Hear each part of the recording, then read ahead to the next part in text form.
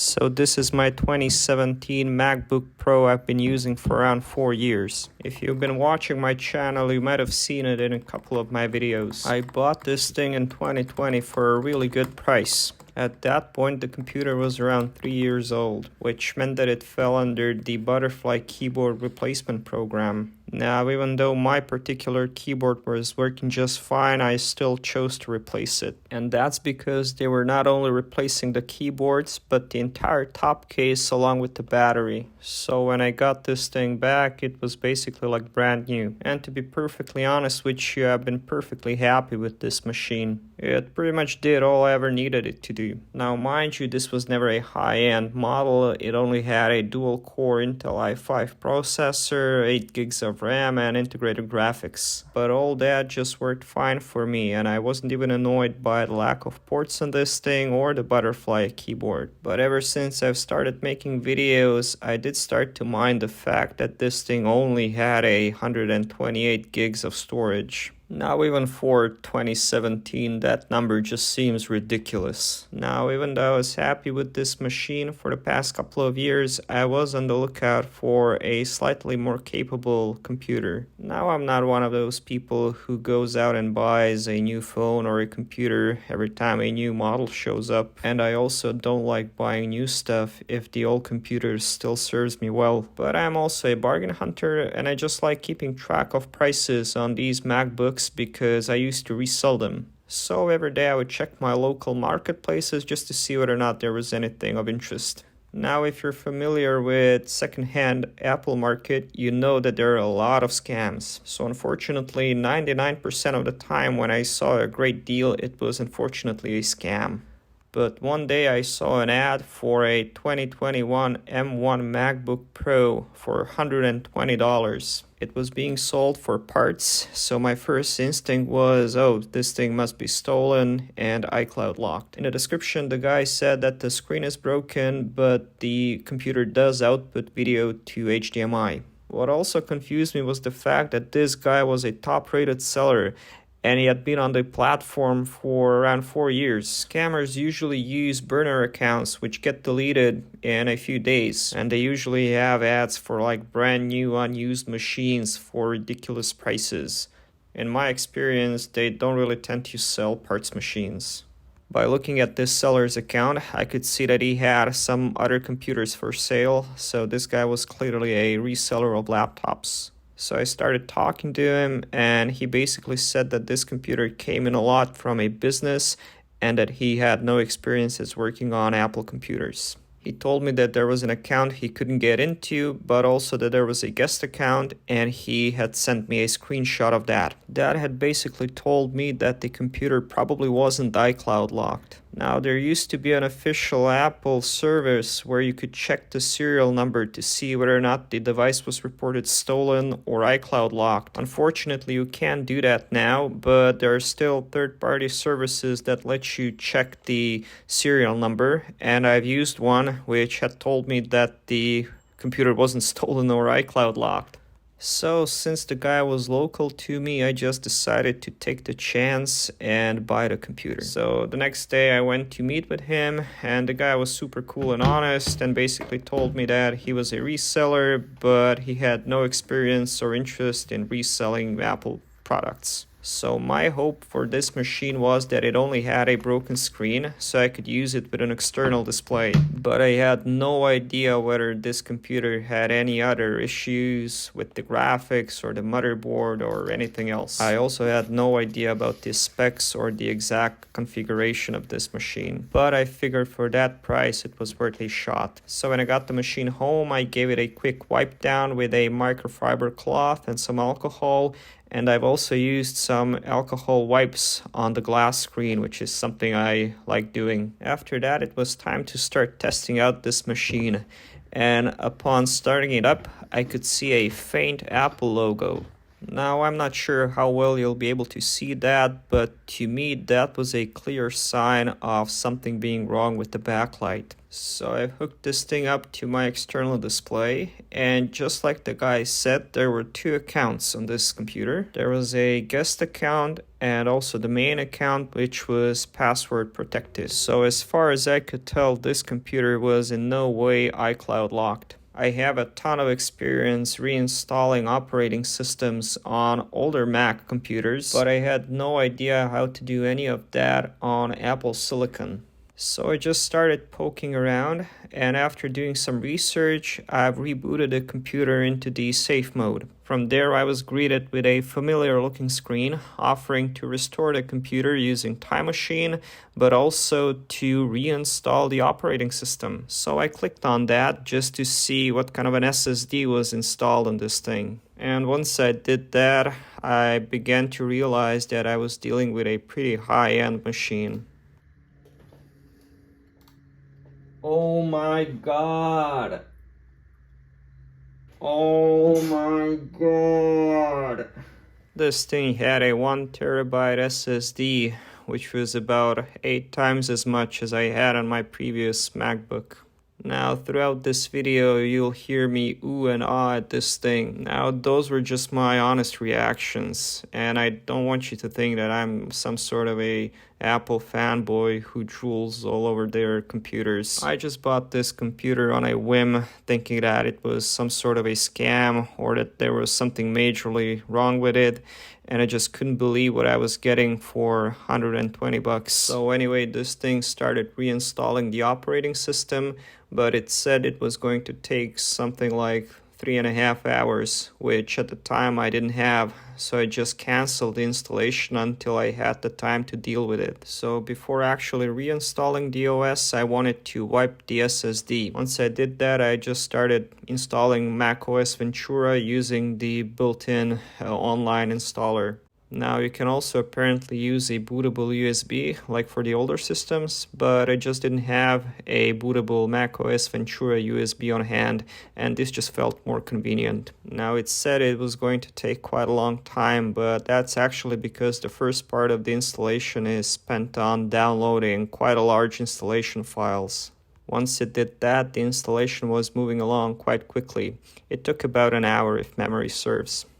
Once the installation was done, the computer rebooted, which was kind of nerve-wracking because I couldn't see what was happening on the real screen, and my external screen went dead. So I was panicking for a while because I thought the computer died or something. But after a couple of minutes, the computer came back to life and I was greeted with OS Ventura splash screen. Okay.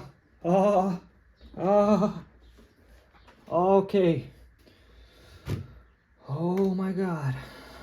Again, excuse my moaning, I was kind of excited at the time. So I went through the usual sign-in process, and after a couple of minutes, I was greeted by the macOS Ventura desktop. Oh my god! What the hell? Okay, so I guess it's time to explore this thing. So we already know this thing has a terabyte of storage, but this is legitimately the first time we're going to be taking a look at the specifications, and I'm not sure what we're gonna find because this particular model has several configs, so we'll see what I have. What the heck?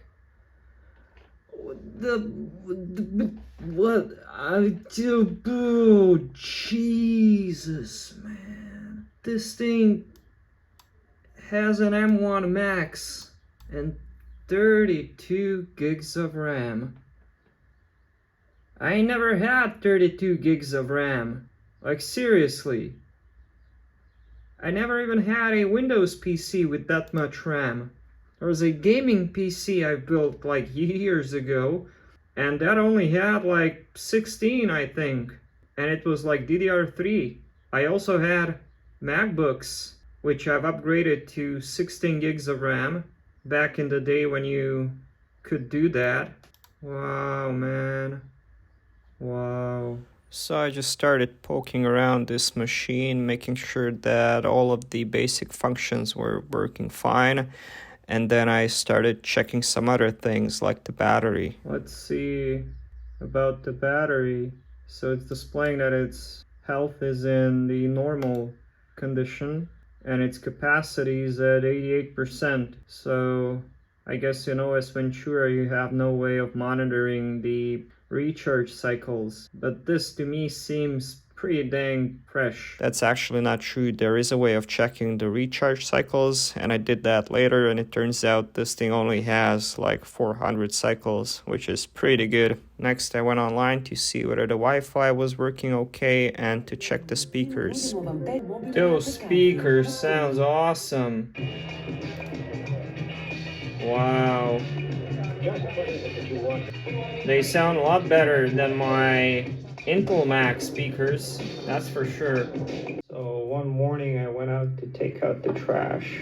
Even on Mac settings, like, they're not distorted in any way. In the garbage container as I was throwing. So I did hear that these computers had a pretty good sound system, and yeah, these are hands down the best sounding speakers I've heard in a laptop. So the next thing I wanted to configure was the way this thing was displaying to an external screen, and basically what I wanted to do is to mirror the screen with the lid closed down. So after doing that, there were a couple of more things I wanted to check.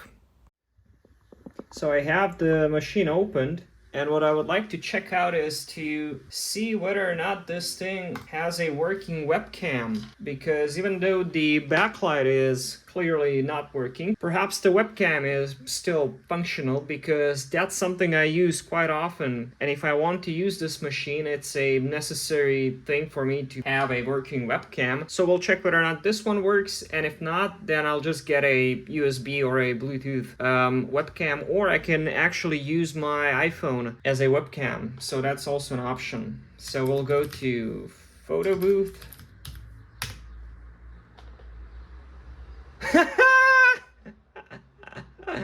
Oh man, so the camera works. Hi there.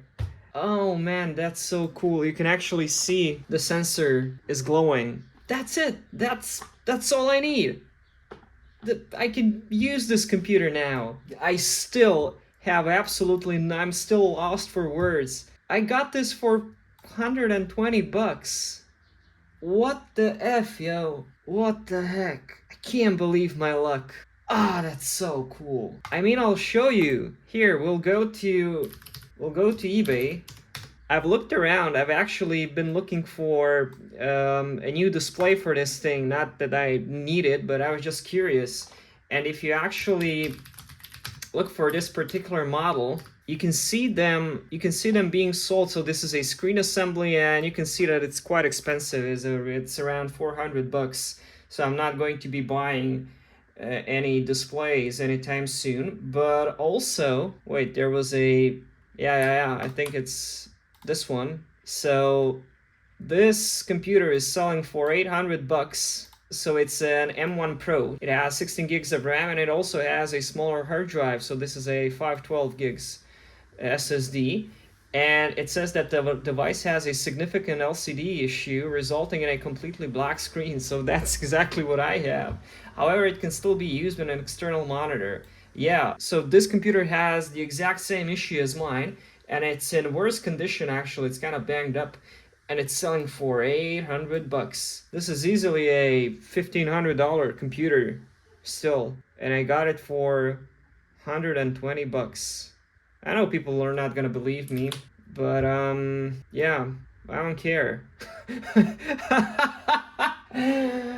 Oh God. Okay, so if we close this, yeah, it still mirrors. Perfect. Okay, good. So one more thing left to do was to transfer all my old files from my previous MacBook. I've never actually used Migration Assistant before, but I'm going to give it a try. So even though in the past 10 years I've had many MacBook laptops, I've never actually used this thing. And that's because with the older models, I would just take my old SSD and I would put it in the new machine. Obviously, I couldn't do that with this machine, so it was time to try using this Migration Assistant. persistent. So there are a couple of ways of connecting the computers up, and the fastest one is using the Thunderbolt ports. So I've tried that, but it just wouldn't work. I've also tried putting my old computer in target disk mode, but the new computer just wouldn't recognize it. And that's because I was using my USB charging lead, which apparently doesn't work. I just thought that was the same thing as the Thunderbolt, but with a different name. So I just resorted to using my internet connection, and since my old SSD only had like 90 gigs, it really didn't take that long. And once that was done, I was honestly really impressed with the result. This didn't only copy the files, it copied the settings, preferences, everything. So I could just go back to using this thing as if nothing had changed.